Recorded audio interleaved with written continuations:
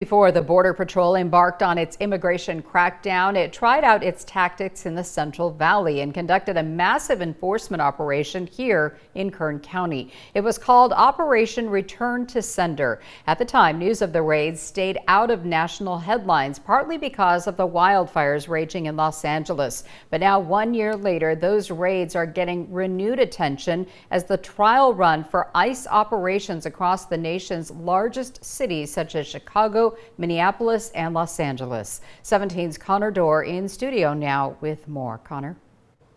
Tammy, a New York Times article published this week characterized Return to Sender as a test run for the kinds of operations we're now seeing across the nation. It was ran by Gregory Bovino, who has since become a national figurehead for ICE.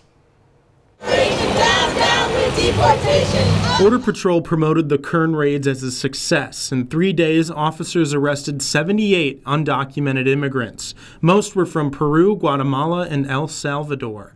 CBP claims it targeted people with criminal records, although a Cal Matters investigation, a state nonprofit newspaper, found the operation wasn't as targeted as advertised. In its report, according to data from CBP, agents did not know if 77 out of the 78 people detained had a criminal record. And I remember the absolute heartbreaking sadness that families experienced when they learned that their loved one wasn't going to be released. Bree Bernwanger is an attorney with the American Civil Liberties Union. She helped file a lawsuit on behalf of ACLU against Border Patrol and its parent agencies. A judge granted a preliminary injunction in that case. It stops immigration agents, and specifically Border Patrol and other DHS agents, from using two unlawful practices. Those two practices are stopping and detaining people without reasonable suspicion and arresting people without probable cause. But Bernwanger says that the practices her organization stopped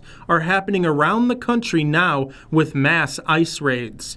I can't say what was going on in Greg Bovino's head, but I know what he has said about that raid, which is that it was a pilot project. The problem is, the policies that he was piloting were illegal and continue to be illegal. Across the country, multiple courts have filed similar injunctions for the same reasons the ACLU filed in Kern County. In Colorado, in Washington, D.C., there's one pending there's a lawsuit that's been filed in Minneapolis now. Now, we called CBP to ask if Return to Sender was a trial for what we're seeing in immigration enforcement now.